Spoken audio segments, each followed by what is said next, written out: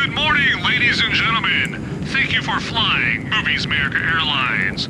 I am your pilot, fresh out of a third-rate flight school, Captain Van Ebert. And just to let you know, we will be going through some bad weather here very shortly, so you can expect some very heavy, rough turbulence. So with that, please find your seats and fasten your seatbelt tightly. Now, if you happen to be one of those people that still wear a mask on an airplane, well, feel free to roam around the cabin at your leisure, making sure not to hold on to anything whatsoever. Thank you. And again, we thank you for flying Movies Merica Airlines.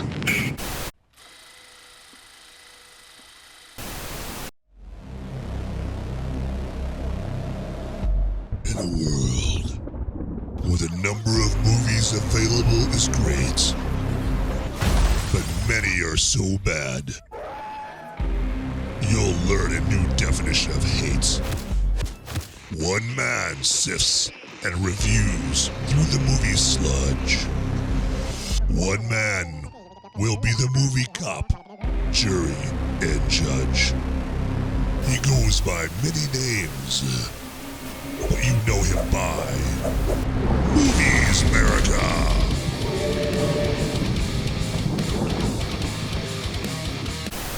Hey everybody, welcome again to Movies Merica.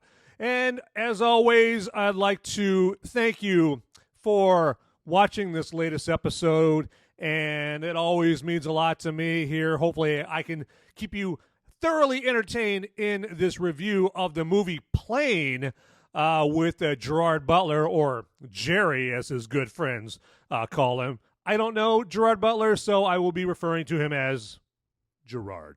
Okay. And this movie, okay, just to let you know what the description of it is, what it's all about, right, to give you the ins and outs of what Planes is all about is. So, Gerard Butler plays a airline pilot that is about to jump a flight en route eventually, or finally, he will actually be visiting with his daughter in Maui, Hawaii, okay? So if everything goes great, no roadblocks, nothing happens, he's shortly going to be, hanging out with his daughter in Maui, Hawaii, okay? But so before the flight takes off, they load a prisoner onto the plane that is, I believe, convicted of murder. Okay, I don't know if he's convicted or he's charged with murder. I don't know. But anyway, so this, this supposed dangerous criminal is being put onto the plane and forced onto the plane because Gerard Butler puts up some resistance, and then the law enforcement officer, whoever is escorting him, is like, hey, sorry, you're stuck with us. So that's what we got going on so far. They get up in the air. They're advised by an airline rep to, hey, there's some heavy weather, but just get up to a certain altitude. You'll fly right over it, no problem whatsoever. So, well, they hit the bad weather. Turbulence ensues. They lose all power. Basically, the plane goes down on this island full of bad guys, okay? And so now, not only do you have this supposedly dangerous criminal that's on the plane, now you've landed on an island and you can't get off, and this island is swimming with no good bad guys, hooligans, right? And so action and danger ensue, and Gerard Butler and Mike Coulter have to try to save the day, okay? So it's just one of those classic action movies right there. But yeah, that's what Plane is all about. This movie, Plane, actually comes from the same producers of some recent Gerard Butler movies like Greenland and Angel Has Fallen. So he has a pretty good collaboration record with them. I personally liked Greenland. I really liked Angel Has Fallen. I just thought it was like a balls out kick-ass action movie, okay? And a lot of gunplay, a lot of action, a lot of chases, killer drones, that kind of thing. And so the producers of Plane know where it's at when it comes to action, okay? And they show that, in full force in this movie, okay? So now this movie is not a Merchant Ivory movie, okay? This is not Remains of the Day. This is not Howard's End. This is not Nomadland. This is not a movie seeking awards and platitudes, all right? It's just good old-fashioned American action movie, okay? And you're in good hands with these producers here because, Angel Has Fallen and Greenland both were... Greenland wasn't so much of an action movie, but it had action scenes and that kind of thing in it. But, I think that these producers did a bang-up job in Plane.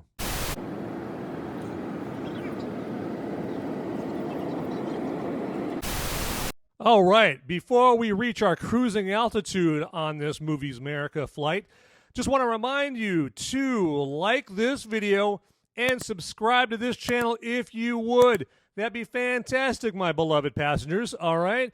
And also, if you're listening on Apple Podcasts, Google Podcasts, if you're just listening to the podcast, feel free to give it a 5-star rating. 5-star rating, okay?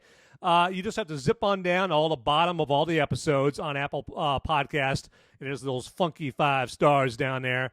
And feel free, to just light up those 5 stars if you would, if you think I deserve it, okay? We're all about total honesty here at Movies America Incorporated, okay? So if you don't think I deserve 5 stars, please don't do that, all right? Not asking you to do that. But, hey, I want to give my all to you as I'm making these episodes. I want to keep you entertained and informed, okay? And with the ratings there, it just keeps me up in the algorithm here and helps the episodes get to you that much easier. And that helps me get better and better and better for you so that you see better results from these episodes, okay? But enough about that, all right? So, getting boring, I know, all right? But, again, if you're watching on YouTube or Rumble, like this video if you would, and subscribe to this channel. Thanks. So, Gerard Butler, he plays Captain Brodie Torrance, and in this movie, he is his typical, everyman hero type, very personable, a character that the audience can root for, okay? He's down to earth, friendly, he's good to go in that regard. And, he gets it very, like I said, very easy to root for. Now, one thing that they do imply in this movie, they don't imply it, they straight up tell you that he is recovering or somewhat recovering from a personal tragedy. And it seems like in these movies, the main characters, a lot of times they have some personal tragedy going on that they're trying to get over. I know it is a trope. I get it, but it does work for Gerard Butler's character in this movie. It does lend a little more gravitas to his character, so it doesn't feel like it's unneeded, like they just put it in there to put it in there. Okay, and like I said before, he is on his way to visiting with his daughter in Maui, and now this they imply that his daughter and him, they have been not just physically distant from each other, because it's implied, I think, or I keep saying implied. I think they say that he's headquartered out of Singapore, and she is going to school in California. And so they're physically distant away, but it sounds like they're emotionally, or they have been emotionally distant since this personal tragedy happened. But it's they give his character this goal, this destination that you root for him to make it, right? You want him to end up meeting up with his daughter and just them getting together and joining together as father and daughter, and so you just want this to happen, and so that adds a lot to this movie. Another character in this movie is Louis Gaspar, and he is actually played by Mike Coulter, as you may know better as Luke Cage from the Marvel Cinematic Universe. He had his own show called Luke Cage. Well, he is beyond that. He is past the Luke Cage phase in his acting career, and he's moving on to bigger and better things. And his latest endeavor is playing this Louis Gaspar, the prisoner that gets put onto the plane, the supposed very dangerous, murderous prisoner that Gerard Butler finds on his plane. Okay, and his character, his acting makes makes for like a menacing, formidable, dangerous character. He sells the fact that he's a looming threat that could strike at any second, right? He just pounce at any second, right? And now it turns out that eventually he's not that, okay? Now, I'm not spoiling anything because the trailer shows that big and bad in there. I mean, again, unfortunately, this is one of those trailers that I think reveals too much about the movie. Okay, I would prefer a little bit more mystery in the trailer, because the trailer, like I said, he ends up becoming kind of a good guy character. Now, Mike Coulter also does a good job at convincing us that Louis Gaspar is very skilled as a warrior, as a soldier. He can take care of himself. He can handle himself. He's good at he's very good at weaponry, battle tactics, that kind of thing. Okay, and so he's a valuable ally to Gerard Butler's a character of Brodie Torrance, who I hope, for his sake and for our sake, is not related to Jack Torrance from The Shining.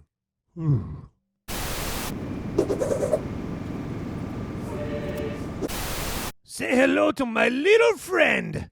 Yes, it's the brew review time, all right? And this is my friend, Three Seashells, all right? Three Seashells from Equal Parts Brewing out of Houston, Texas, okay? And Three Seashells, it is a pale ale. And as you know, with pale ale, it's got quite a bit of hops, so it's very hoppy, pretty tasty. I could see myself like just sitting on a patio, some hot, sweltering heat, that sun beating down on your brow, and you need a little brew to cool down your brow, okay?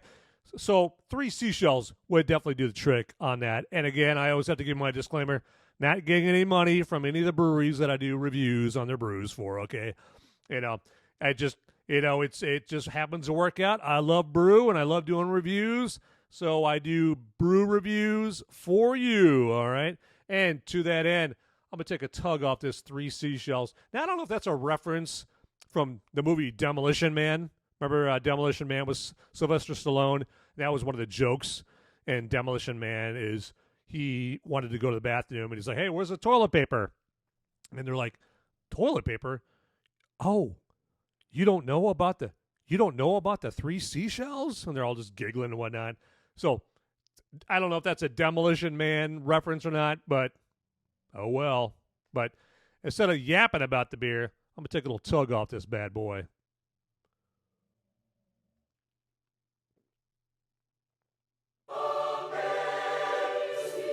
All right. Okay. So yeah, Three Seashells. Man, say that 10 times real fast. Three Seashells from Equal Parts Brewing out of Houston, Texas. Pretty tasty. You'll see Gerard Butler's character do something in this movie that you would not see in real life, okay? Because there's a part before they go down where he actually, while they're airborne, he actually gets out of the cockpit to check on the passengers. Like, he gets out of the cockpit and walks around up and down the aisle to check on passengers, helping out the flight attendants and whatnot, making sure everything's in good order. Well, in this post-9/11 world where they seal down and they lock that cockpit door, that is definitely against regs for a pilot to jump out of the cockpit while you're in the air. Okay, that is a no-no. Now, I see why they did it to illustrate something about Gerard Butler's character. He wanted to, check on his passengers, help out his flight attendants, because they had just gone through some chop. But yeah, that's definitely a no-no in the post 9/11 world.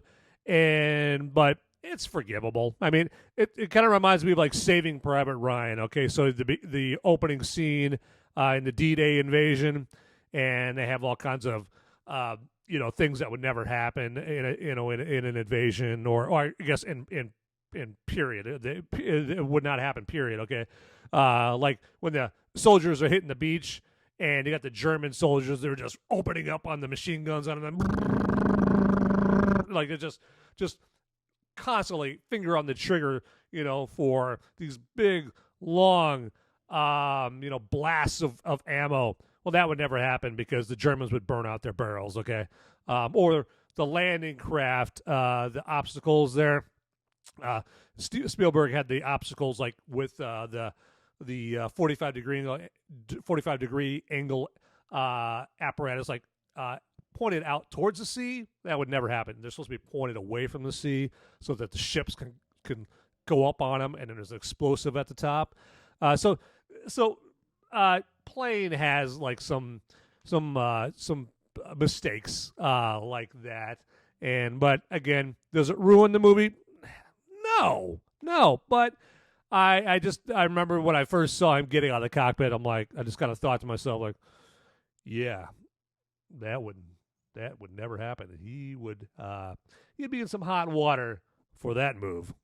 You ever been in a situation where some numbnut is like walking around with their camera phone and they are filming their surroundings? They feel like they're documenting their situation, and saying things that imply, like they think you're less than them, like they're in this situation that is, beneath them, and you're just beneath them as for being in the situation. They're just walking around their camera phone, like that's filming you and everybody else without your permission.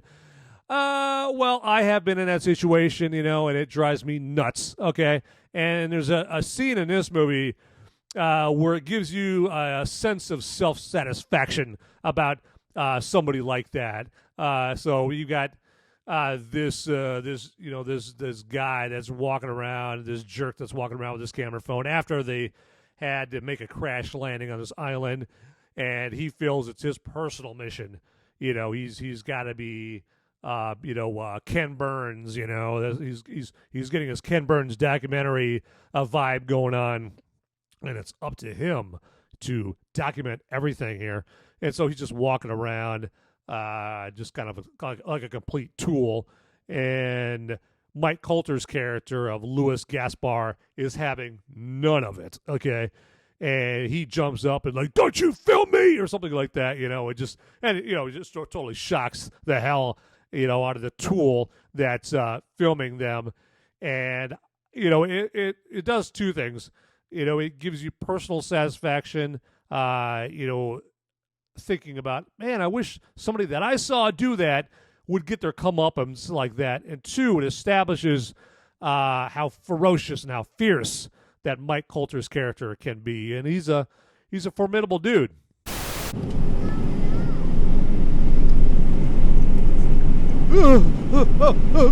Going through some bad turbulence over here. Okay. I think it's subsided. I think it's gone. All right. Okay. All right. Woo! Wow. Okay. Well, that reminds me that this movie, it definitely does a good job at building up the tension before the crap hits the fan. It's because for me personally, when I get on an airplane, I'm not like racked with nervousness or anything like that, but you can't help but think in your head, like, okay, I am about to get on an airplane. I'm about to get up in this metal tube with wings and fly up thousands of feet up in the air, and there's 3.3 million little parts in this plane that if just one of them goes out, or depending on what part it is, this sucker could go down. So at least for me, I've kind of got that in the back of my mind. Now, it's not a debilitating fear or anxiety or something like that, but there's a little mild tension. And so the tension that this movie provides as the plane is flying through the air, going into the bad weather. They do build that up very effectively. You've got the sudden jarring shakes and the altitude drops, and then people being thrown around in the plane from the altitude drops and the shaking and the the rotating and all that stuff. So they do that very well. I watched behind the scenes, and they actually have as you would imagine a plane, kind of a gyroscope kind of plane on a gyro that the actors are all in and whatnot, and stunt people are getting thrown around and that kind of thing. And so it's practical effects. It's very cool. Now, I got to say that the tension, up in the air with the bad weather, it's good, but it's not quite as good as the tension building they did in Castaway with Tom Hanks, when he's flying in the FedEx plane. And I thought that eventual plane crash, they built the tension up quite a bit better. And I think that movie the Castaway had a bigger budget than this one, so they were able to show some scarier images as the plane is about to hit in the ocean. Also, there's a movie back in the 90s with Jeff Bridges called Fearless, where he survives a plane crash, and that was very, very tense as well. But plane is no slouch when it comes to building the in-air tension. Okay, everybody. Hey, just wanted to give you another reminder here to like this video here, right below here somewhere. You can like the video, and also down there as well, since you're down there already liking the video, feel free to subscribe to this channel if you haven't subscribed to it already, of course, okay? And also, there should be like a bell icon down there to get notified every single time a new Movies Merica episode gets brought out there, so it can be delivered fresh, hot, and piping from the oven for you. Yes. So that's what that notification bell comes in handy for. That's on YouTube. I think Rumble that this is on also has like something like a bell where you can set a notification for this as well. And that kind of BitChute, I'm sure, has something, because this is also on BitChute there. And so, yeah, always like to ask you to do that for me. That would be fantastic if you do me a solid and do that, like, subscribe, and hit the bell. Excellent. The director of this movie, I believe a gentleman by the name of Jean-François Richet, also directed one of my relatively recent favorites called Bloodfather with Mel Gibson, okay? And that is like a gritty kind of action drama thriller, if you caught all that in it, where Mel Gibson plays like this grizzled ex-biker that is an alcoholic, drug addict, something like that. He's addicted to something, right? I think at least booze. And he's got an estranged daughter who's pretty rough around the edges and is falling around with a bad crowd. And so Mel Gibson plays like this grizzled, guy that could take care of himself and, is a man of action. And so, yeah, the director of Plane directed that movie. So that was a good sign for this movie. But also, in full disclosure, and to tell the whole story, Jean-François Richet actually also directed that pretty meh remake of Assault on Precinct 13 with Ethan Hawke and Lawrence Fishburne and like Gabriel Byrne. Came out like in 2005, something like that. I didn't think much of it. It was just, it's kind of just a by the numbers, totally predictable, and by the numbers in a bad way. Okay, movie that you didn't really care about the characters or what happened to them. So all that to say, Assault on Precinct 13, not good. Bloodfather, very good.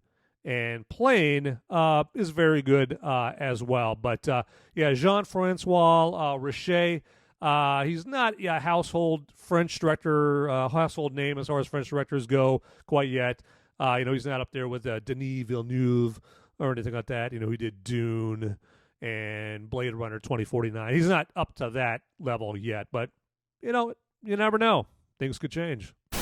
So in recent interviews, or at least interviews for Plane, Gerard Butler has outright said that in his most recent few action movies, he's wanted to play characters where, he's not like specially trained, specially skilled as a soldier, as a warrior, like his character in the Has Fallen movies, like Olympic Has Fallen, London Has Fallen, Angel Has Fallen, where he plays Secret Service agent Mike Banning, or, of course, 300 as King Leonidas, the role that shot Gerard Butler like into the stratosphere as far as fame and him getting pretty much, a lot more scripts than he used to get, that's for sure, okay? So now a lot of people know who Gerard Butler is after he played Leonidas. But point is that, yeah, he wanted to play kind of like some every man, every dude kind of characters, like just some father looking out for his family, like in Greenland, where the impending comets asteroids are hitting the planet. And he's trying to keep his family safe from worldwide destruction, or this movie right here where he's just playing an airline pilot. He's not playing a Navy SEAL or anything like that, or a Secret Service agent. He's just some regular, everyday guy, looking out for, his passengers and just trying to get, to his daughter. There is a actress in this movie, Daniela Pineda, that I've never seen before, but she does a fantastic job at portraying the character of the head flight attendant on this flight. Her name is Bonnie. Her character's name is Bonnie. And she just plain kicks ass at being professional, even in the face of totally abnormal danger, mortal danger that her and the rest of the crew and the passengers are all going through. And she lets you know, she convinces you that she really cares about the passengers as much as some of them are totally annoying. That's the thing about the passengers in this movie, is that there's a lot of passenger or, co-character cliches in this movie. You've got the married couple, you've got the really annoying, angry passenger, you've got the young girls, on a trip, just, enjoying life and whatnot. A single dude just hanging. I mean, like, got all these cliches, and some of them are pretty annoying, but Daniela Pineda as Bonnie does a knockout job at convincing you that, hey, she cares about the passengers, annoying or not. She just wants to get everybody home safe and in a professional manner. So Daniela Pineda, look for her in the future as an up-and-coming actress. I expect good things. Also in this movie, we have Tony Goldwyn. Yes, Tony Goldwyn. From way back, from Ghost. He was a bad guy in Ghost with Patrick Swayze and Demi Moore. And also he was in The Pelican Brief. Again, playing, guess what? A bad guy. That's right. And then he was in The Belko Experiment, playing again, guess what? A bad guy. Yeah, Tony Goldwyn. I'm sure he's had some movies where he's played a good guy. I just can't think of any right now. But, okay, hey, this movie, he's a good guy. There we go. I just answered my own question. And he plays like this disaster management guy who's trying to help out the airline go through this. And he's got connections like to mercenaries and that kind of thing. And he's a get the job done kind of guy in this. Also, now, this is something probably I only appreciate, but one of the passengers is played by Joey Slotnick. And he's been somebody, like an actor that I've always kind of, always liked. I mean, probably me and 3 other people know who he is. He's one of those actors that, of course, if you see him, like, well, I was going to say, he's one of those actors that when you see him, you'll know who he is. But you may still see him and, like, I've never seen this guy before in my life. But I first saw him. He was in this short-lived NBC series called The Single Guy. Back in the 90s, he was pretty funny, and he was like the only good reason to watch that show.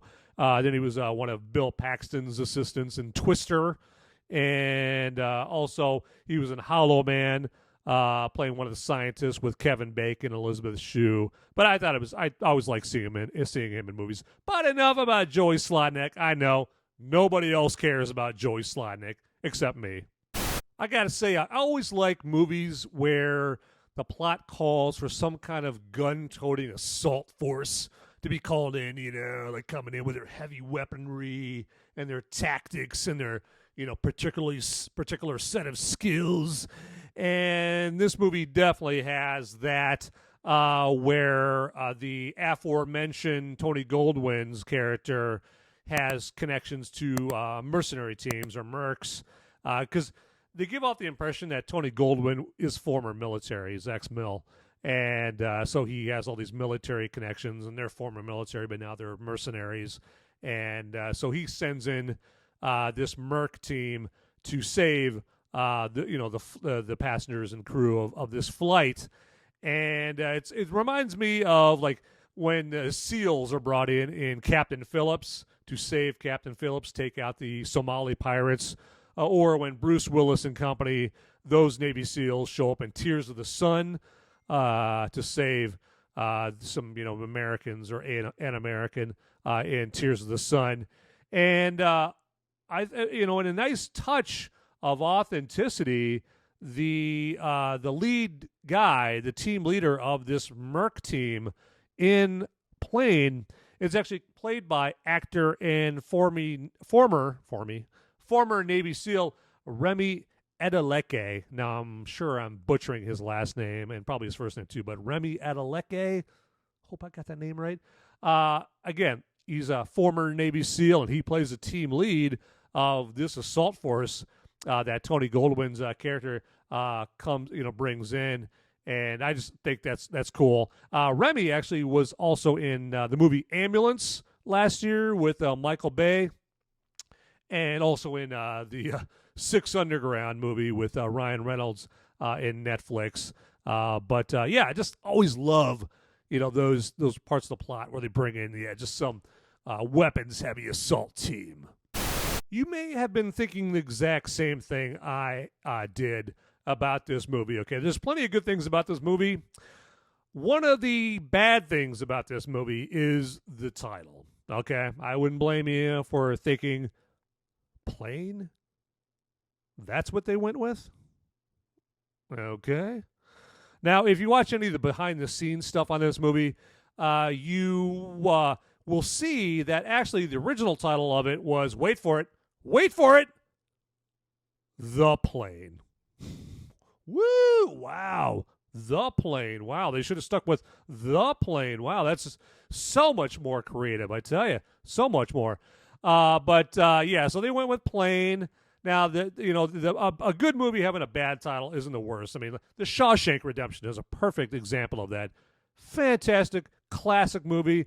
We'll always stop what I'm doing to watch that movie whenever it comes on. But the movie title, Shawshank Redemption, is just horrible. Okay? But, I'm just wondering if for the movie Plane, if they brought in the same geniuses that titled the movies Dog and Ambulance from last year to come in here and title the movie Plane.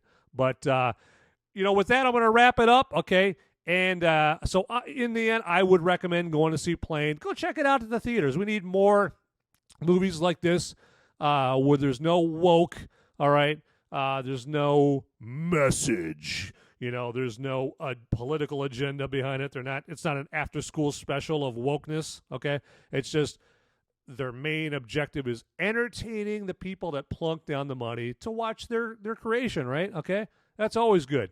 But anyway, so with that, go check out this movie in the theaters. Definitely would do that. And, like and subscribe this video if you would. Hit the notification bell. That would be fantastic. You'd be doing me a solid and yourself a solid because you're going to get new content, okay, every single time I come out with this. And these episodes are just going to get better and better. I'm not trying to brag, but, I mean, that's the nature of things, right? The longer you do it, you should be getting better. Should be, okay? We'll see. And if you're on Apple Podcasts and Google Podcasts, give it 5-star rating, write a review. That would be fantastic as well, okay? And with that, everybody, get out there. Those movies, they ain't going to watch themselves. Ciao. Hey, guys, don't leave the video quite yet. Okay, I've got a popo. They're coming after me. And I don't have much time to tell you, but you need to like and subscribe this video right here, down below. It's right down there. It's just waiting. It's waiting for you down there, okay? And make sure you watch these videos over here too. You'd be doing me a big favor. I'm gonna be in handcuffs pretty soon. All right. Thanks for watching.